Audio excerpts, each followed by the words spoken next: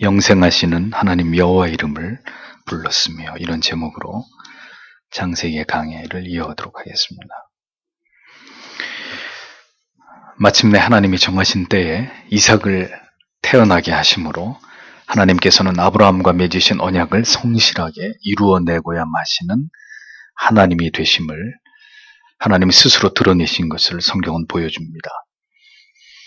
100세의 아들을 포매하는 늙은 아브라함은 아들을 얻은 기쁨을 누리기 이전에 이와 같은 일어날 수 없는 일을 일어나게 하시는 여호와 하나님이 어떤 분이신지에 대해서 그의 영혼 가운데 하나님에 관한 지식이 깊이 각인되는 놀라운 은혜를 그가 경험하게 되었을 것입니다.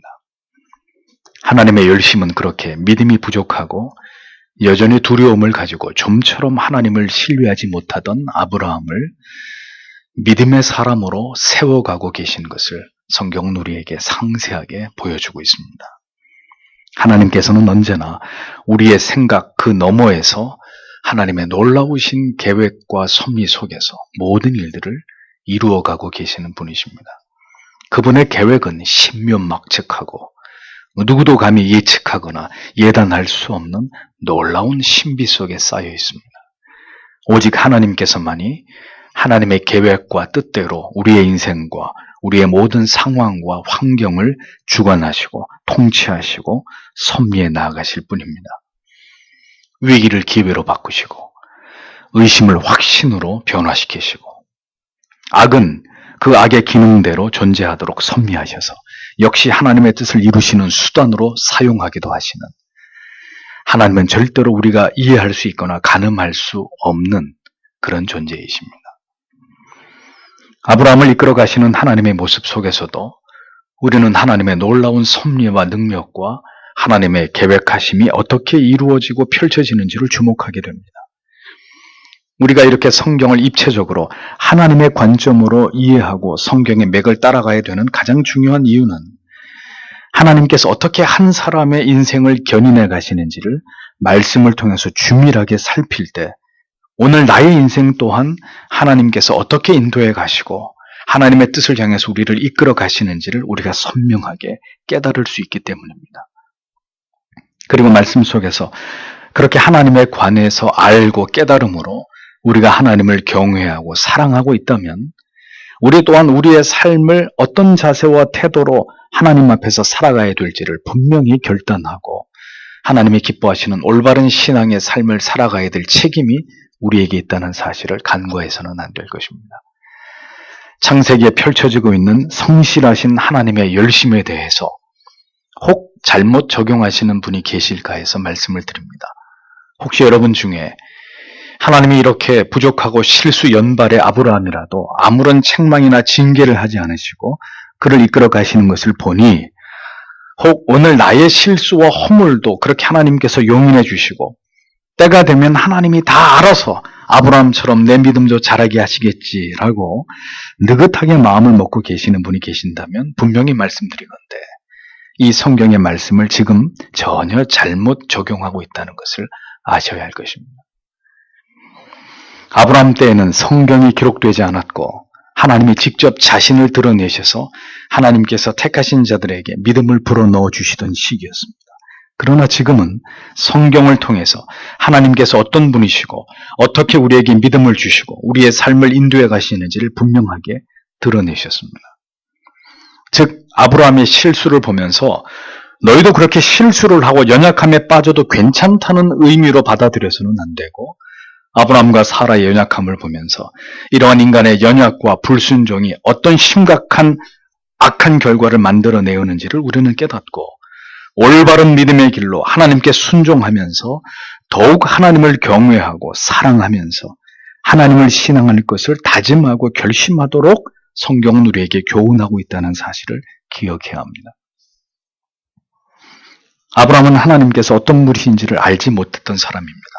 그러나 우리는 이미 성경을 통해서 수없이 들은 진리의 말씀을 통해서 하나님이 어떤 분이신지를 알아온 자들입니다. 그러므로 아브라함의 기준을 나에게 적용해서 마치 하나님이 어떤 신이신지를 전혀 모르는 그런 사람처럼 자신의 삶에 거룩한 긴장을 풀어버리는 사람은 참으로 어리석은 사람이 아닐 수 없는 거예요. 혹시 여러분 중에 이 성경의 진리를 잘못 이해함으로 신앙의 방종과 회의와 안일에 빠질 분들이 있을까 해서 이 말씀을 드리는 것입니다. 하갈과 이스마엘에 대한 말씀이 끝이 나고 이제 다시 아브라함과 아비멜렉의 이야기가 성경에 재등장하고 있는 것을 보게 됩니다.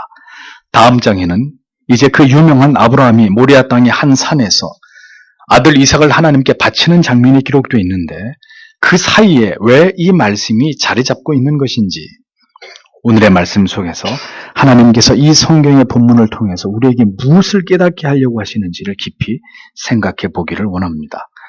그래서 오늘 본문 22절, 23절을 다시 직역을 하면 그리고 그때 아비멜렉과 그의 군대 장관인 비골이 아브라함에게 말하였다. 이르기를 하나님께서 내가 행하는 모든 일에 너와 함께 계신다. 그러므로 너는 여기에서 나와 내 자식과 내 후손에게 거짓되게 행동하지 않을 것을 하나님으로 나에게 맹세하라. 너는 내가 너에게 베푼 은혜로서 나에게 그리고 내가 머무는 이 땅에 행할 것이다. 이렇게 기록되어 있습니다. 아비멜렉이란 말의 의미는 왕은 아버지다 라는 뜻으로 블레셋 왕을 가리키는 공식 칭호입니다.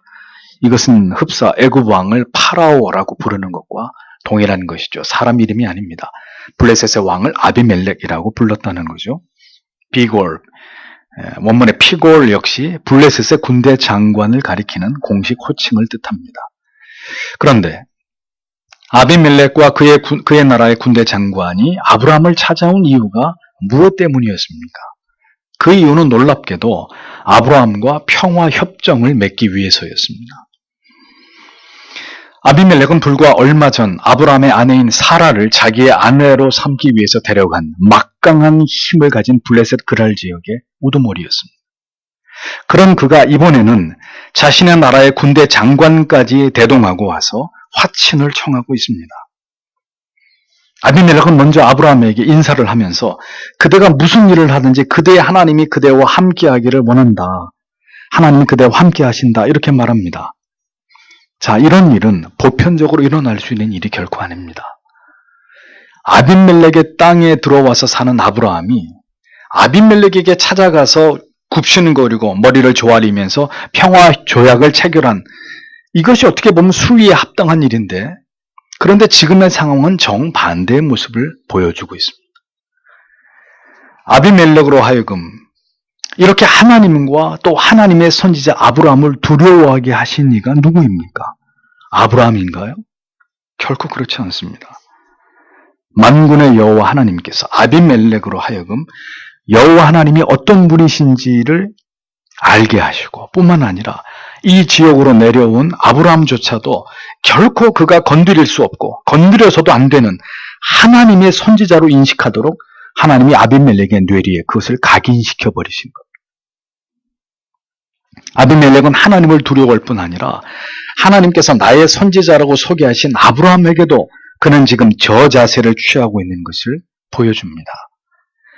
아비멜렉은 아브라함에게 다시는 아브라함이 자신과 그 후손들에게 그 무엇도 속이지 않겠노라고 하나님 앞에 맹세해 줄 것을 요청합니다.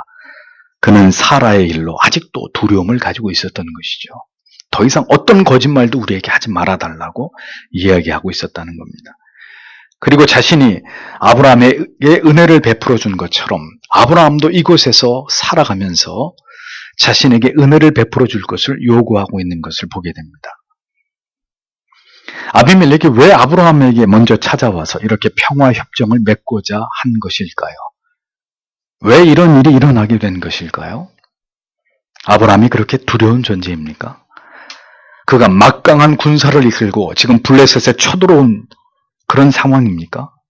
그래서 겁을 집어먹은 아비멜렉이 도저히 이 전쟁에 승산이 없다고 생각해서 이렇게 아브라함에게 찾아와가지고 화친의 조약을 맺고자 하는 지금 그런 상황입니까? 전혀 그렇지 않다는 것을 여러분은 잘 아실 것입니다.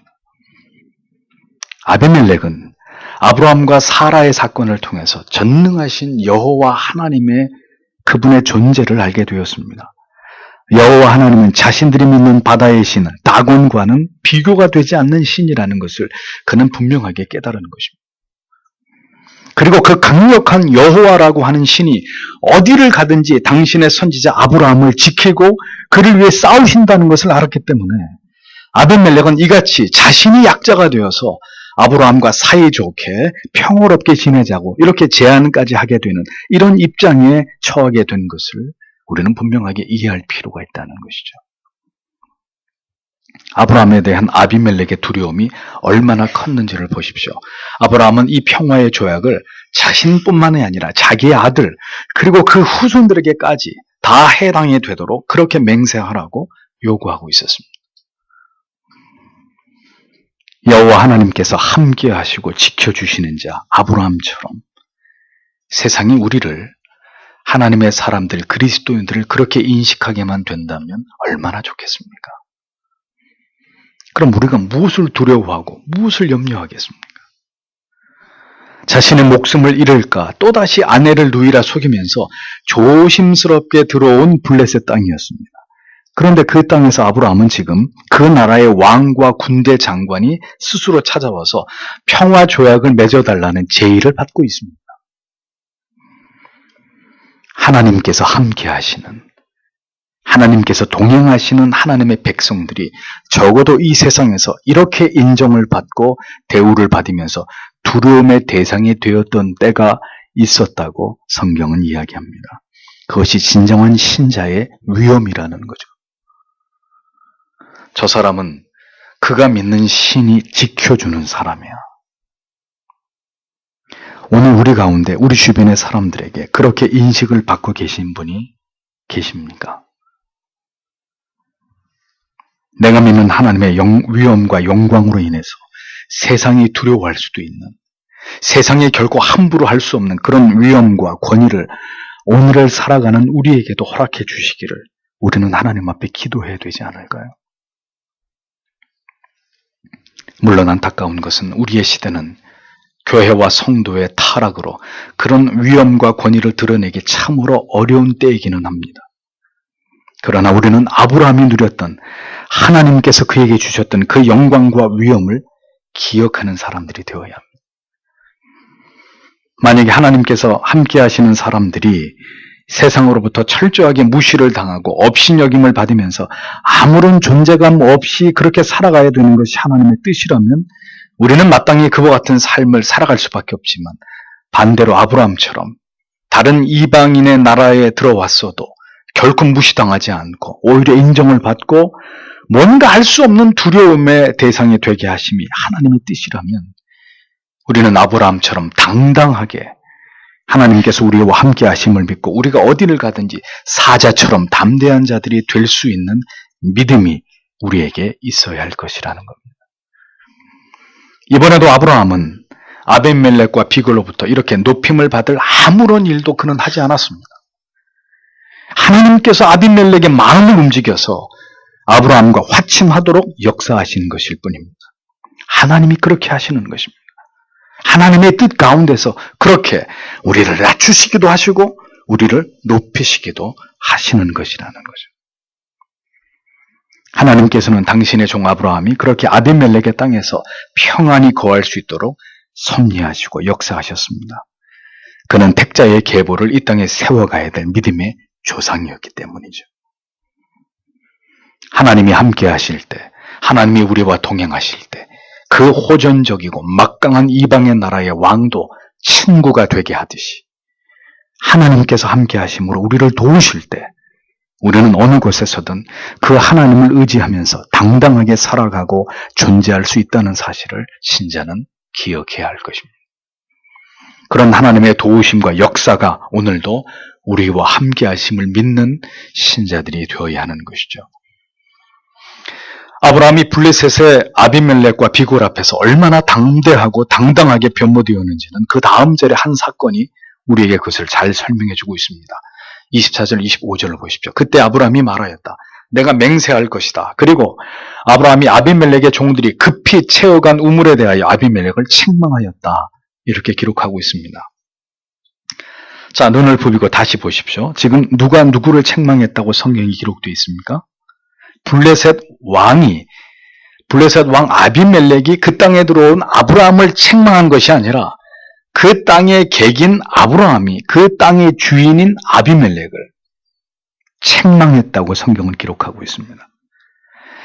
화친의 조약을 이야기하는 자리에서 아브라함은 그가 블레셋 땅에서 당한 어떤 일로 인해서 지금 몹시 불편한 마음으로 아비멜렉을 책망하고 있었다. 그 일은 아비멜렉의 종들이 불법적으로 아브라함의 우물을 갈취한 일 때문이었다고 성경은 이야기합니다.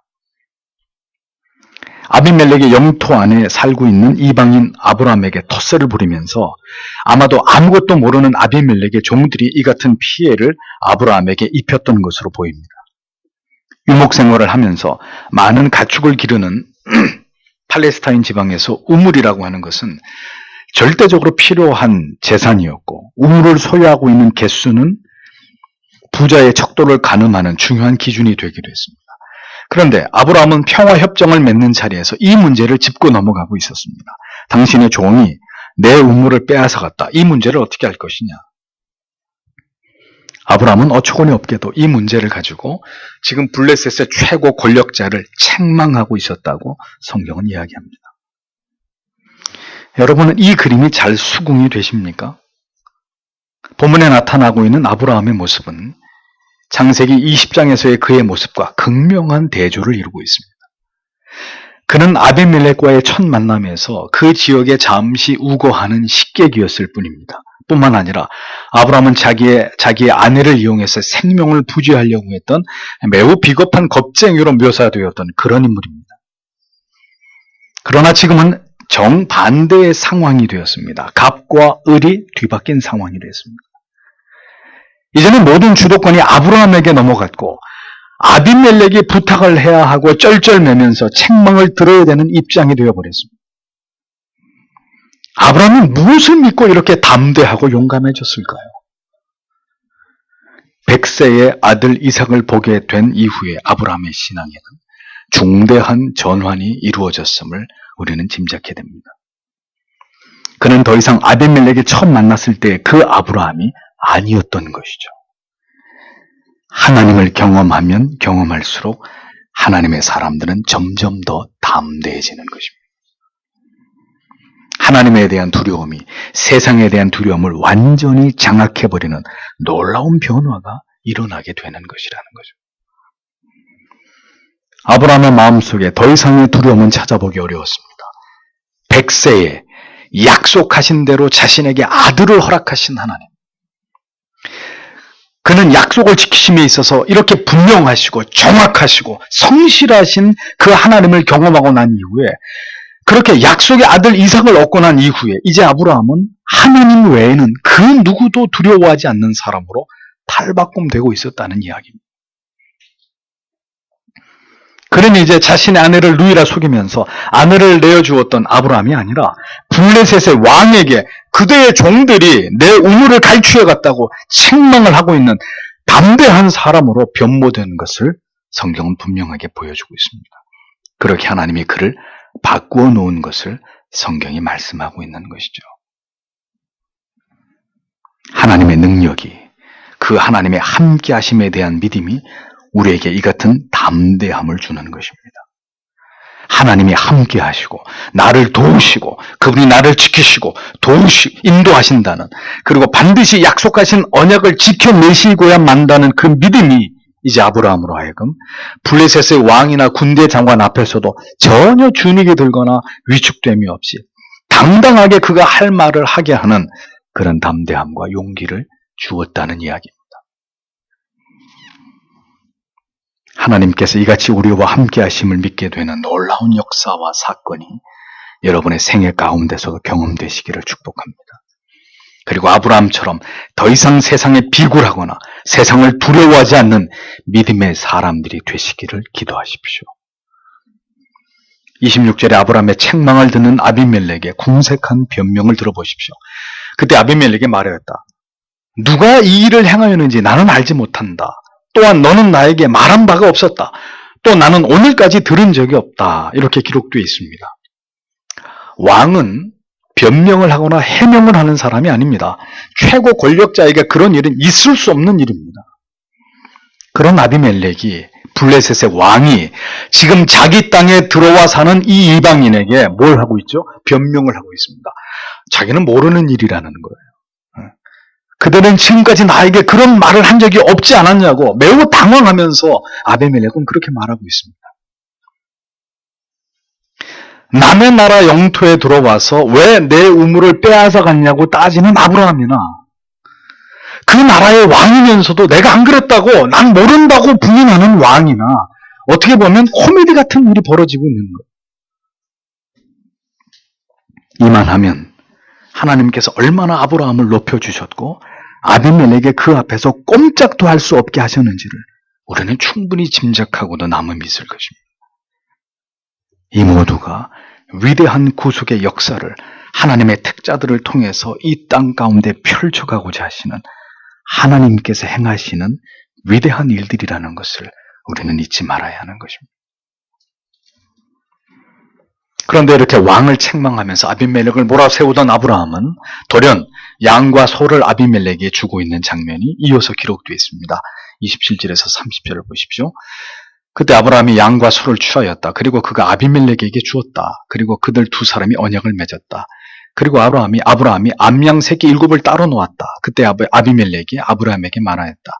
내가 따로 놓은 이 7 암양 새끼들은 무엇이냐? 그때 그가 말하였다. 너는 7 암양 새끼들을 내 손으로부터 받을 것이다. 그것으로 너는 나에게 내가 이 우물을 판 것에 대한 증거가 될 것이다. 이렇게 기록되어 있습니다. 아브라함은 평화의 협정을 기념하면서 양과 소를 취해서 아비멜렉에게 주었습니다. 특별히 암양 새끼 7은 따로 선물함으로써 그 이유를 묻는 아비멜렉에게 이 우물에 합당한 소유권이 자신에게 있다는 것을 나는 이것으로 증거를 삼고자 한다라고 말하는 것을 보게 됩니다. 언약이나 조약을 체결할 때 선물을 주고받는 것은 일반적인 관습이었습니다.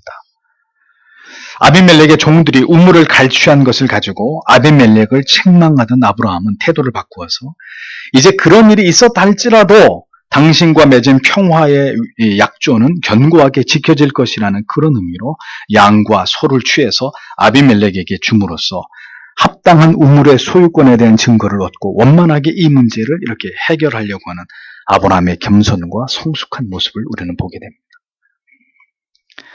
조약을 체결하면서 먼저 선물을 주는 것은 약자가 강자에게 행하는 예였습니다.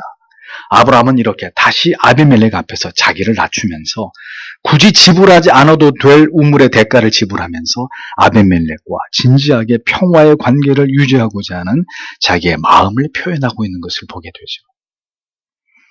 31절에서 34절을 보십시오. 그러므로 그가 그 장소를 부엘세바라고 불렀다. 왜냐하면 거기에서 그들 두 사람이 맹세를 했기 때문이다. 그때 그들이 부엘세바에서 언약을 세웠다. 그리고 그가 일어났다. 그리고 아비멜렉과 그의 군대 장관인 비골이 블레셋 족속의 땅으로 돌아갔다. 그때 그가 부엘세바에서 에셀나무를 심었다. 그리고 그가 거기서 영원하신 하나님 여호와의 이름을 불렀다. 그리고 아브라함이 블레셋 땅에서 많은 날들을 거주하였다. 성경은 이렇게 기록하고 있습니다. 부엘세바라는 이 지명은 베르라는 우물이라는 뜻과 7 혹은 맹세라는 뜻의 샤바가 합쳐진 단어입니다. 그래서 7의 우물 또는 맹세의 우물이라는 뜻입니다. 아비멜렉과 아브라함은 역사적인 협정을 맺은 그곳의 이름을 부엘세바, 맹세의 우물로 정하고 이것을 잊지 않도록 다짐했던 것으로 보입니다. 그런데 아비멜렉과 비골이 돌아간 이후에 아브라함은 혼자서 다시 하나님을 향해서 감사의 의식을 거행하고 있는 장면을 성경은 놓치지 않고 있습니다. 아브라함은 그곳에 에셀나무를 심었다고 했습니다.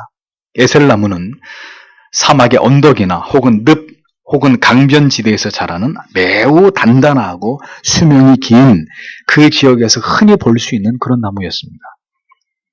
아브라함은 그 장소에다가 에셀나무를 심으면서 어떤 의미를 부여하고자 했던 것을 볼 수 있죠. 아브라함은 처음에 두려운 마음으로 이 땅을 밟았지만 이곳에서 또다시 하나님의 크신 은혜를 그는 경험하게 되었습니다. 그는 아내를 누이라 속이는 비겁함으로 또다시 하나님을 의심했지만 하나님께서는 아비멜렉을 움직이셔서 다시 그 어려움으로부터 그를 건져주셨습니다. 그리고 아브라함은 바로 이곳에서 생애적인 기쁨이 되는 약속의 아들 이삭을 품에 안게 되었습니다. 그리고 그는 하나님께서 그를 높여주심으로 두려움의 대상이 되게 하셔서 그랄 왕과 군대 장관으로부터 이렇게 평화 협정까지 맺고 우물까지 얻어서 이곳에서 편안하게 살아갈 수 있는 그런 터전을 얻게 되었습니다. 아브라함은 아무것도 한 것이 없었는데 모두가 이렇게 자신에게 크신 은총을 베풀어 주신 이 모든 것이 하나님의 은혜 때문이라는 것을 그가 깨달았던 것이죠. 그 모든 것을 알고 있었던 아브라함은 가슴이 벅차오르는 감사와 감격 속에서 그는 홀로 하나님을 예배했습니다. 그러면서 그는 고백하기를 영생하시는 하나님 엘올람이라는 말로 하나님의 성품을 찬양했습니다.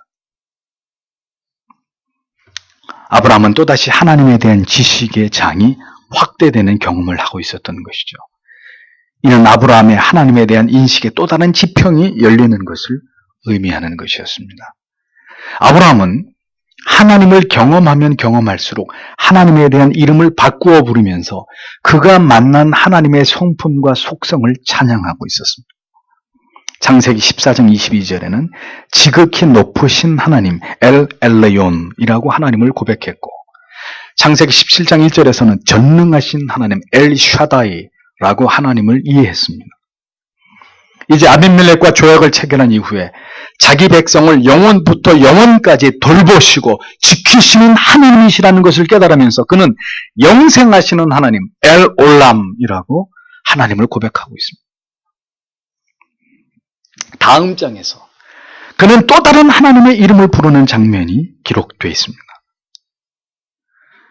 아브라함의 하나님은 오늘도 우리가 섬기고 경외하고 사랑하고 있는 동일한 하나님이십니다. 아브라함은 모든 삶의 현장에서 그가 경험하게 되었던 하나님의 이름을 이렇게 고백하면서 그 하나님의 성품에 합당한 하나님의 이름을 부르면서 하나님을 예배한 자였습니다. 그렇다면 오늘의 우리의 삶에서 우리가 경험하고 체험함으로 인해서 우리의 입에서 고백되고 있는 하나님은 어떤 하나님이십니까? 우리에게는 하나님의 성품과 속성을 경험한 것에 대한 어떤 고백이 우리 입에서 하나님께로 드려지고 있습니까?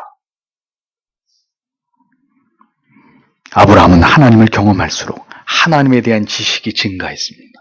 하나님에 대한 지식이 증가했다는 의미는 곧 그의 믿음이 성장하고 있었다는 의미입니다. 따라서 하나님의 사람은 하나님을 알수록 하나님에 대한 믿음이 자라는 사람이라는 것을 우리는 확인할 수 있는 것이죠. 하나님을 알아가는 기쁨과 감격이 커지는 사람이 바로 하나님의 사람이고 그분의 자녀라는 뜻입니다. 하나님께서는 그 사랑하시는 자녀들에게 하나님 아버지께서 어떤 분이신지를 나타내시고 보여주시고 그들이 그것을 체험하게 되는 것을 기뻐하시는 아버지이십니다. 그 하나님에 대한 감격적인 경험이 결국은 믿음으로 이어지게 됨을 우리는 아브라함을 통해서 깨닫게 되는 것이죠. 그렇다면 여러분은 오늘도 하나님으로 인해서 감격하고 있는지를 확인해 보셔야 합니다. 삶의 현장에서 오늘도 우리 안에서 일어나고 있는 모든 크고 작은 일들로 인해서 나는 오늘도 하나님을 경험하고 있는가? 하나님이 어떤 분이신지를 생생하게 내가 내 삶의 현장에서 그분을 체험하고 있는가를 확인해 봐야 되는 것이죠. 신앙은 관념이나 추상 혹은 막연한 종교적인 습관이 아닙니다. 오늘도 우리의 모든 삶의 현장에서 우리와 깊이 관계를 맺으시면서 그 친밀하심을 통해서 하나님께서 얼마나 신실하시고 얼마나 전능하신지를 우리를 고치시고 그분은 전쟁에 능하시고 모든 것을 친히 준비하시고 얼마나 의로우시고 얼마나 자비로우신 아버지가 되신지를 그의 자녀들에게 나타내기를 기뻐하는 아버지시라는 것을 우리는 그것을 우리의 삶에서 경험해야 된다는 것입니다.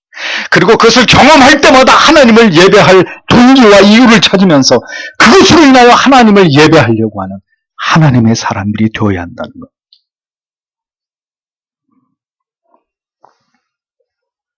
우리는 그런 하나님을 아버지로 부르고 있는 그의 자녀들.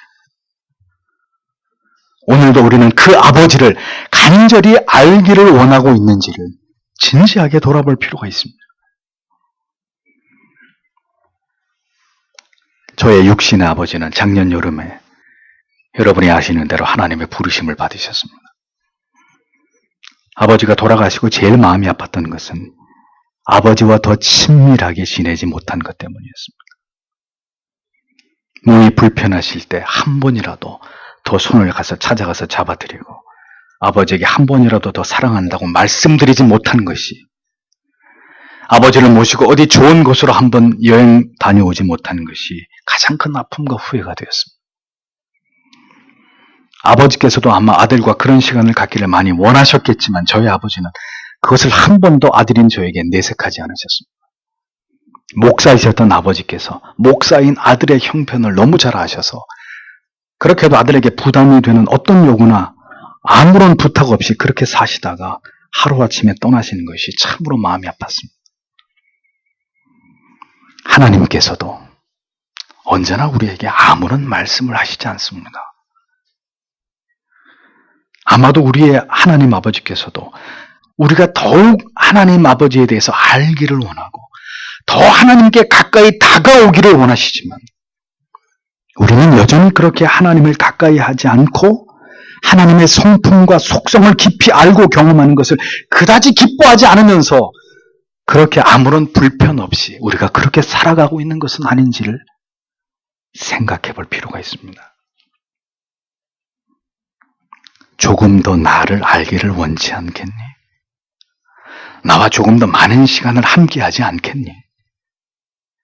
한 번이라도 더 내게 진지하게 간구하고 나의 말씀을 펼쳐서 나와 깊은 사귐의 시간을 갖지 않겠니?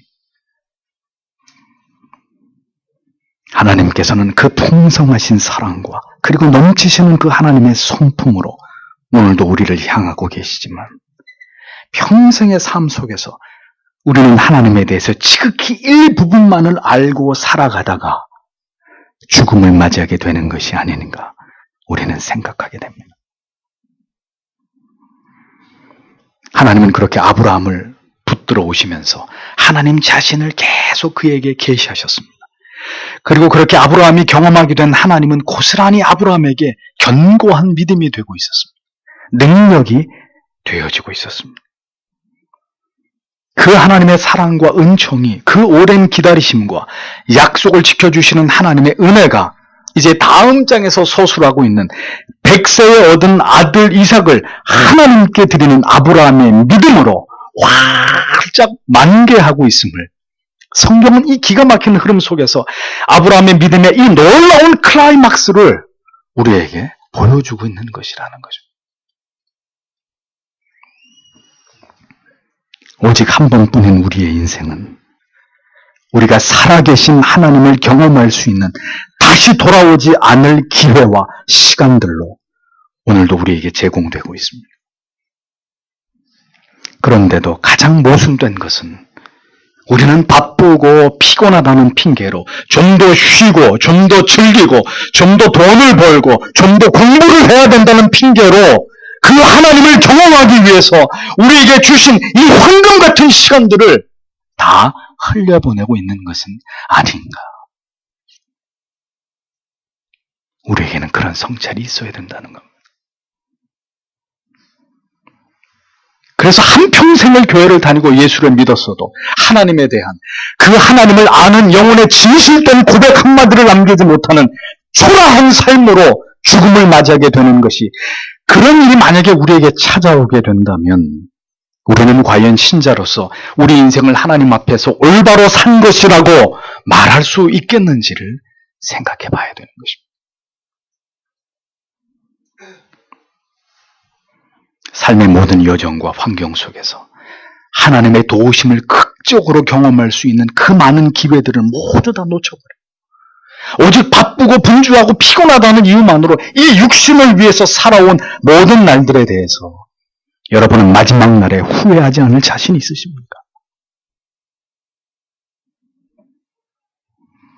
아브라함은 하나님을 경험하게 될수록 그 감격을 하나님의 이름을 부르면서 하나님을 예배하는 것으로 하나님께 표현하였고, 그렇게 할수록 그는 점점 더 믿음의 거목으로 성장하고 있었던 것을 성경은 우리에게 보여주고 있습니다. 하나님의 살아 역사하심이 가슴에 사무쳐서 어떤 말로든 그 하나님을 찬양하지 않을 수 없고 그 하나님의 이름을 부르지 않을 수 없는 그 감격이 오늘 하나님을 신앙하고 있는 하나님의 자녀라고 하는 우리의 가슴 속에 반드시 있어야 한다는 것입니다. 그것이 하나님을 사랑하는 것이고 하나님을 경외하는 것이고 하나님을 신뢰하는 것이라고 말할 수 있는 것이겠죠.